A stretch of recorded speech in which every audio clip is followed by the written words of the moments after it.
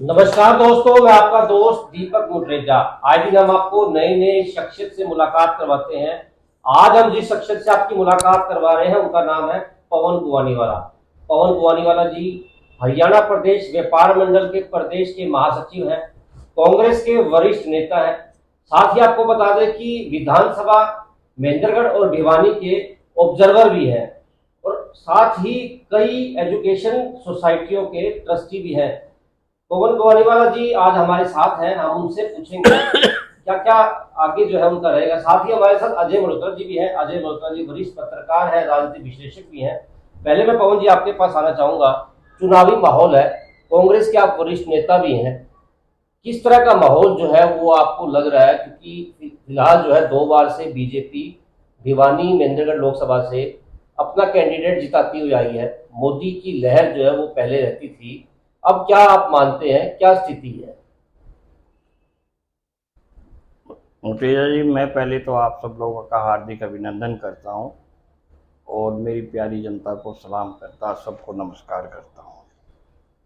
ये पिछले 10 साल पहले जो इलेक्शन हुए, जनता को बहुत आशाएं थी कि ये सरकार बहुत अच्छी सरकार चुनेंगे। पीछे सरकारों को चुनते हुए कुछ नया देखने के मूड में थी। लेकिन जब पिछली सरकार ने बहुत सारे वायदे भी किए थे, जैसे उन्होंने कहा था हम काला धन वापस लेके आएंगे, आम पब्लिक को संतोष था कि देश का काला धन बाहर गया हुआ वो अंदर आएगा तो देश की तरक्की में लगेगा। दूसरा, इन्होंने ये वादा किया कि हर व्यक्ति को हम 15-15 लाख रुपए खाते में देंगे। इधर ना तो 15 लाख रुपए आए, ना वो काला धन आया, बल्कि इस सरकार के द्वारा नोटबंदी करके इस सरकार ने कहा था कि हमारे पास अगर ये नोट का चलन जो है ये आतंकवाद और गैर कानूनी चल रहा है, इसको अगर नोट को बंद कर देंगे तो देश का तरक्की होगी। लेकिन दुर्भाग्य की बात है, जितना नोट सर्कुलर में था उतना ही सर्कुलेशन से सारा का सारा पैसा बैंकों में जमा हो गया, कोई इससे फ़ायदा नहीं हुआ। दूसरी बात, इस सरकार द्वारा जीएसटी लगाई गई थी, जो कि पिछली कांग्रेस सरकार में यह कहा गया था जीएसटी लगाएंगे, लेकिन इस भारतीय जनता पार्टी ने इतराज़ किया था और बाद में इन्होंने जीएसटी लगाई। लेकिन जीएसटी लगाने से हुआ क्या कि कोई एक जीएसटी नहीं लगाई इन्होंने। 5% से 18% तक का जीएसटी का रेट रखा, जिससे हर आदमी दुखी था, हर व्यापारी दुखी था, कैलकुलेशन में दुखी था। किस पे 5% लगा के हम बिल काटे, किस आइटम पे 6% लगाए, किस आइटम पे 4% लगाए।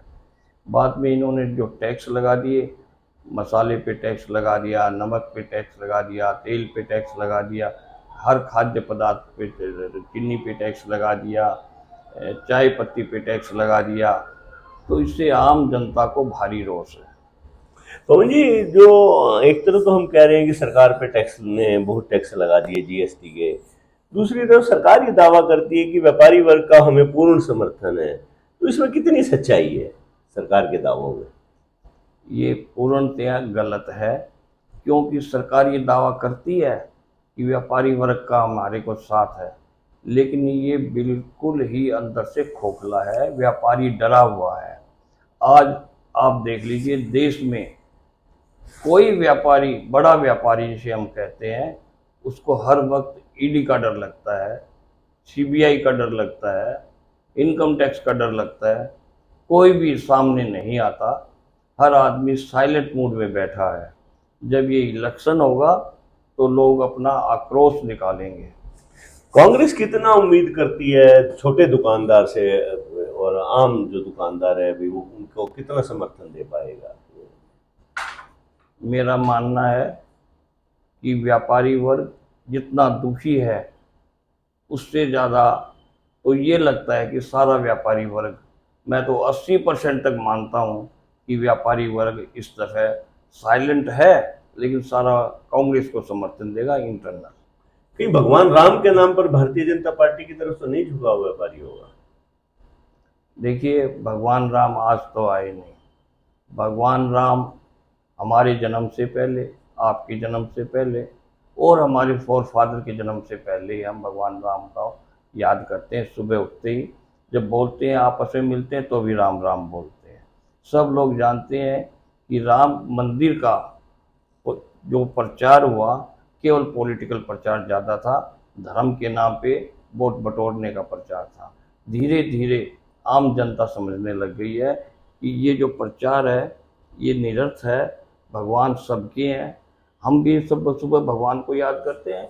हर आदमी जो जितना भी सनातन धर्म है, जो हमारा जिसे हम कहते हैं, हर व्यक्ति भगवान को याद करता है। जिस प्रकार से आपने कहा कि व्यापारियों पर जीएसटी लगा दिए, व्यापारियों को डर लगा रहता था ईडी का, सीबीआई का, इनकम टैक्स का भी, लेकिन व्यापारियों की आवाज को बुलंद क्यों नहीं किया गया?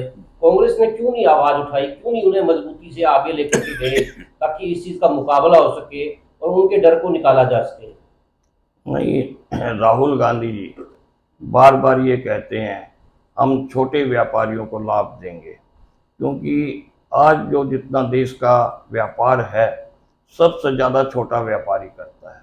जितना जीएसटी का टैक्स का कलेक्शन करता है वो छोटा व्यापारी करता है, लेकिन छोटे व्यापारी को आज की गवर्नमेंट, भाजपा गवर्नमेंट से कोई लाभ नहीं मिल रहा। अगर लाभ मिले तो व्यापारी उनका जरूर समर्थन करते। व्यापारी वर्ग एक ऐसा वर्ग है, वो किसी पार्टी पॉलिटिक्स में नहीं पड़ता। वो ये सोचता है कि हमें शांति से व्यापार करने का मिले, उन्हें ना कहीं जाना है नहीं कर, लेकिन अंदर का भय से अगर व्यापार करता तो व्यापार कम हो पाता है, रुपया मनी सर्कुलेशन कम हो पाता है। भाजपा जहां कहती है उन्हें मोदी का सहारा है, तो कांग्रेस को किस चीज का सहारा है? ये बहुत ही सुंदर क्वेश्चन किया। भाजपा को केवल एक आदमी नजर आता है, मोदी। और मोदी जी का जादू चला लच्छेदार बात करके 2014 में, फिर थोड़ा बहुत चला 2019 में, लेकिन 19 से 24 तक जनता समझनी शुरू हो गई। अब 24 में जनता समझ गई है कि जो मोदी जी का जादू था हर आदमी के दिमाग में था। ये जो पॉलिटिकल या मीडिया के थ्रू, मैं मीडिया को ये कहता हूँ कि उन्होंने मोदी जी को बहुत ज़्यादा सपोर्ट की, और जब मोदी जी को सपोर्ट की तो मोदी मोदी मोदी कर दिया, दिमाग में बांट दिया गया। कांग्रेस पार्टी सबसे पुरानी पार्टी है जिसने देश में बहुत सालों तक राज किया, राज करना भी जानते हैं, और उस राज में वो केवल कांग्रेस से के नाम से वोट मांगती है, न कि किसी और नाम से। कांग्रेस को वोट दो, हाथ के निशान पे मोहर लगाओ। आप एक तरफ कहते हो कि व्यापारी वर्ग भाजपा से नाराज है, परंतु भाजपाई ये मानते हैं कि भिवानी महेंद्रगढ़ की जो 9 सीटें हैं उनको सबसे ज्यादा उनकी लीड ही भिवानी विधानसभा में रहेगी। तो क्या ये भिवानी विधानसभा के कांग्रेसी नेताओं की कमी है या भाजपा का दावा झूठा है? नहीं, ये दावा झूठा और सही तो तभी पता चलेगा जब ढोल में पोल जो उनकी निकलेगी, जब इलेक्शन हो जाएगा। तब तक वो लोग कुछ भी दावा करते लिए, आज व्यापारी वर्ग है, चाहे किसान वर्ग है, चाहे बेरोजगार युवक है, सब इस सरकार के खिलाफ है। सब आज बदलाव चाहता है। आज जो इलेक्शन है बदलाव का इलेक्शन है, सरकार के विरुद्ध और सरकार के साथ का इलेक्शन है, किसी व्यक्ति विशेष के नहीं है। क्योंकि जो पिछले सालों में हमारे व्यक्तियों ने, आम जनता ने तकलीफ़ें सही है, वो तकलीफ़ें अब लोगों के सामने आ रही है। हर जगह कांटे की टक्कर है। आज ये नहीं कह सकते कि मोदी जी बहुत ज़्यादा सीटें ले जाएंगे। ये 400 सीटों का जो दावा है सरासर झूठा है। वो 4 तारीख को सब पब्लिक को पता चल जाएगा। जिस प्रकार से आपने कहा कि कांग्रेस पार्टी ने लंबे समय तक राज भी किया है और राज करना जानती भी है, लेकिन कांग्रेस बड़ी पार्टी होने के बावजूद भी उसके अंदर फूट जो है वो बार बार दिखाई देती है। आपकी पार्टी आज तक जो है संगठन नहीं बना पाई। आप बिल्कुल आप वरिष्ठ कांग्रेसी नेता है, क्या आपको नहीं लगता कि संगठन बन जाना चाहिए था? अगर संगठन बनता तो कांग्रेस को और मजबूती मिलती। देखिए, संगठन बन रहा है, काफ़ी हद तक बन चुका है और बन भी रहा है, काफ़ी प्रदेशों में बन चुका है, लेकिन अभी इलेक्शन का दौर आ गया इसलिए डील है। इस इलेक्शन के बाद संगठन पूर्ण रूप से तैयार हो जाएगा, फाइलें सब तैयार हो चुकी है। उम्मीद है कि पार्लियामेंट के इलेक्शन के बाद कांग्रेस का संगठन बनेगा और कांग्रेस ने हमेशा लोकप्रियता जो ली है वो डेमोक्रेसी के नाम से ली है, प्रजातंत्र के नाम से ली है। आज देश में प्रजातंत्र खत्म होने जा रहा है। अभी वरिष्ठ पत्रकार अजय जी ने एक बात कही, मोदी का नाम चल रहा है, मोदी मोदी। ये मैं मानता हूँ कि मोदी का एक डिक्टेटरशिप का राज चल रहा है, न कि ये प्रजातांत्रिक है। हर लोगों को एक चीज़ का भय लगा हुआ है। आज मैं सच्चाई आपके सामने बताता हूँ कि इनके अंदर भी, आरएसएस और बीजेपी के अंदर भी आपस में टिन फिन जिसे हम कहते हैं, या आपस में विचारधाराओं में फर्क आ रहा है। क्यों? कि वे सोचते हैं केवल मोदी के नाम से सारा काम हो रहा है, पार्टी के नाम से क्यों नहीं। अब ये जो भिवानी विधानसभा, बावरिया जी का बयान आया कल ही, अब जो लोग जिस विधानसभा में कांग्रेस के वोट कम रह जाएंगे तो वहां पर हमें उस क्षेत्र के कांग्रेसी नेताओं पर कार्रवाई का विचार करना पड़ेगा। तो कहीं आप लोगों को ये डर नहीं सताता कि भिवानी विधानसभा में ये दिक्कत आएगी? नहीं, बावरिया जी का स्टेटमेंट बिल्कुल सही है, उनकी कोई दो राय नहीं है। वे चाहते हैं कि हर व्यक्ति, जितने भी अपने आप को चाहे आगे का दावेदार मानते हैं, कांग्रेसी नेता मानते हैं, उन्हें पूर्ण रूप से काम करना चाहिए, न कि दिखावा करना चाहिए। आज सारे व्यक्ति अपने अपने फील्ड में काम पे लगे हुए हैं, और इस काम करने में ये हो सकता है कि कोई थोड़ा कम कर रहा है, कोई थोड़ा ज़्यादा कर रहा है, लेकिन वो हाईकमान की देखेगा कि कौन कितना काम कर रहा है। और हाईकमान इस पे सख्ती से भी निपटे जो काम नहीं कर रहे हैं, तो वो उनका अपना ही रेस्पॉन्सिबिलिटी है, वो कैसे एक्शन ले। कांग्रेस व्यापारियों के लिए क्या खास योजना लाएगी कि जो व्यापारी कांग्रेस को वोट दे दें? मल्होत्रा जी, आपने बहुत सुंदर क्वेश्चन किया है। जो आज कांग्रेस का मैनिफेस्टो आया है, न्याय पत्र आया है, अगर हर व्यक्ति उसको पढ़ ले और समझ ले तो उससे बढ़िया मैनिफेस्टो नहीं हो सकता। सबके न्याय की बात दी गई है, महिलाओं के लिए भी दी गई है, बेरोजगार के लिए भी दी है, युवाओं के लिए भी दी है, और जो निचली श्रेणी के व्यक्ति हैं उनके लिए भी दी गई है। ये सारी योजनाएं उनके लिए है, और बड़े बड़े उद्योग लगा के इस सरकार ने ये माना है कि पिछली सरकारों ने तो उद्योगों को बेचा है। मेरा मानना है, व्यापारी होने के नाते सरकार उन उद्योगों को, अगर वे सिक यूनिट थे तो उनको नया स्ट्रक्चर देके नई इन्वेस्टमेंट करके उनको आगे बढ़ाना चाहिए था, रोजगार बढ़ जाते। अगर किसी को सिक यूनिट को बंद करके उसको स्क्रैप के भाव बेचने से बेटर है कि उसको चलाया जाए। तो इस सरकार की स्कीम में ज़्यादातर हम भारत की भी लेंगे, क्योंकि मनमोहन सिंह जी के ज़माने से एफडीआई आई थी, आज भी एफडीआई का आने का है। सरकार ये लेके आएगी भारत से इन्वेस्टमेंट। राजीव जी ये मारुति गाड़ी लेके आए, आपको पता है इससे पहले हिंदुस्तान में केवल 2 गाड़ियां चलती थी, एक एम्बेसडर, एक फिएट। इस गाड़ी के आने से आज एक बहुत बड़ी क्रांति हिंदुस्तान में उद्योगों की आई है, उनकी एसेसरी यूनिट्स आए हैं, और सारा औद्योगिक क्षेत्र हरियाणा का बढ़ा है। हरियाणा का जो जीएसटी का रिवेन्यू है, अगर हम उसको देखें तो उसमें बहुत बड़ा योगदान मारुति गाड़ी का है।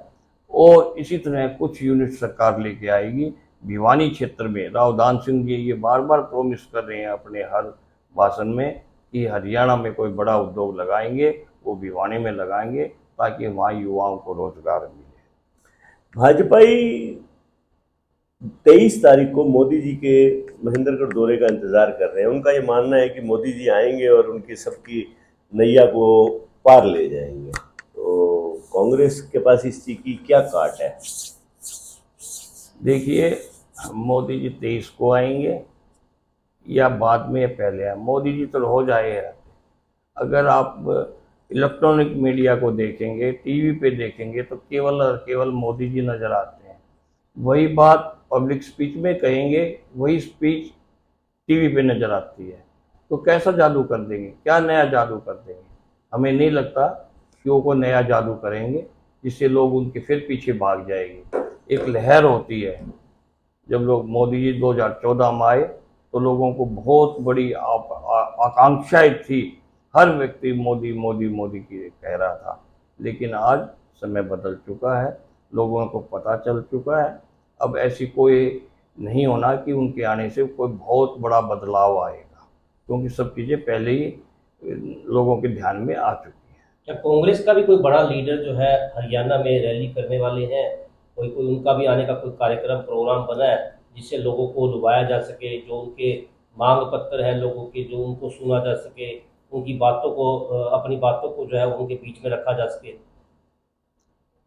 मुझे सुनने में आया है कि 22 तारीख को राहुल जी चरखी दादरी में आ रहे हैं, और जो न्याय पत्र है, जो हमारा मैनिफेस्टो है, उस मैनिफेस्टो पे चर्चाएं होगी जिसमें हर वर्ग का भला हो। विधानसभा भिवानी की अगर बात की जाए, आप भी पहले दावेदारी भी रख चुके हैं, हालांकि पहले आपको टिकट नहीं मिला था। अब की बार कितनी इच्छा आपकी प्रबल है, क्योंकि अब विधानसभा भी नजदीक है, लोकसभा के तुरंत बाद 2 महीने के बाद ही विधानसभा का चुनाव का बिगुल भी जो है वो बच जाएगा। तो पवन गोवानीवाला जी अपने आप को कहाँ ठहरा हुआ मानते हैं? देखिए, जो भी वरिष्ठ कांग्रेसी नेता है, मैंने 50 साल से कांग्रेस, जब से मैं सन 70-72 से कांग्रेस पार्टी के एक्टिव वर्कर रहा हूँ। पहले डीसीसी का मैं ट्रेजरर रहा, सिटी का प्रेसिडेंट रहा, और कई सालों से मैं केवल एक पार्टी में रहा हूँ। मैंने आज तक 50 साल में कोई पार्टी चेंज नहीं है। मैं पार्टी का वफादार सिपाही हूँ। वफादार सिपाही होने के नाते ये पार्टी का सोचना है कि वो किसका सिलेक्शन करते हैं। हाईकमान जिसे चाहे उसे टिकट देगी। मैं मेरा अपना दावा पार्टी के सामने अपना रखूँगा, उसके बाद पार्टी निर्णय लेगी जिसको सब मान्य होगा। वैश्य शिक्षण संस्थान की आप महासचिव भी हैं, संस्थानों को किस प्रकार से बढ़ाया जा सकता है, क्योंकि आप राजनेता के साथ साथ शिक्षा के ऊपर भी काम कर रहे हैं, किस प्रकार से जो शिक्षण संस्थान है वो आगे बढ़ेंगे जिससे प्रदेश का भला हो सकेगा? दीपक जी, आपने मेरे सॉरी, एक मिनट के लिए, दुखती हुई रग पे हाथ टेका है। मैं एक शिक्षा क्षेत्र में भी पिछले 40 सालों से हूँ। मेरा ये सब हमेशा ही मान्यता रही है कि शिक्षा का बढ़ावा हो। देश के अंदर एजुकेशन के बगैर कुछ नहीं है। जब तक देश के अंदर एजुकेशन नहीं आएगी, हमारा देश का भला नहीं हो सकता। आज अगर अमेरिका और यूरोप कंट्रियों की तरफ मैं जब देखता हूँ, मैगजीन्स में पढ़ता हूँ, और उनके अलावा इन देशों ने जो तरक्की की है वो सारी की सारी तरक्की एजुकेशन से की है। हमारे देश में एजुकेशन बहुत पिछड़ी हुई थी, और उस पिछड़ी हुई का आज परिणाम ये है कि हमारी पर कैपिटा का इनकम बहुत कम है। और इसके अलावा जो हमारा कर्जा लिया सरकारों ने, वो पर व्यक्ति पे ज़्यादा पड़ा है। अगर हर आदमी एजुकेटेड हो जाए तो सरकार की तरफ नौकरी के लिए मुंह नहीं देखना पड़ेगा, वो अपना कारोबार भी कर सकता है और नए उद्योग लगा के औरों को उद्योग दे सकता है।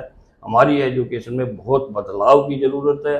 लोगों को ये इंस्पायर करने की ज़रूरत है कि आप लोग एजुकेशन में जाएं, पढ़ें। ये जो सरकार करती है, भी मिड डे मील चला दिया, अरे मिड डे मील चलाने से बेटर है उसकी शिक्षा को क्वालिटी की शिक्षा दें, अच्छे टीचर दें, अच्छा पढ़ाएं उनको।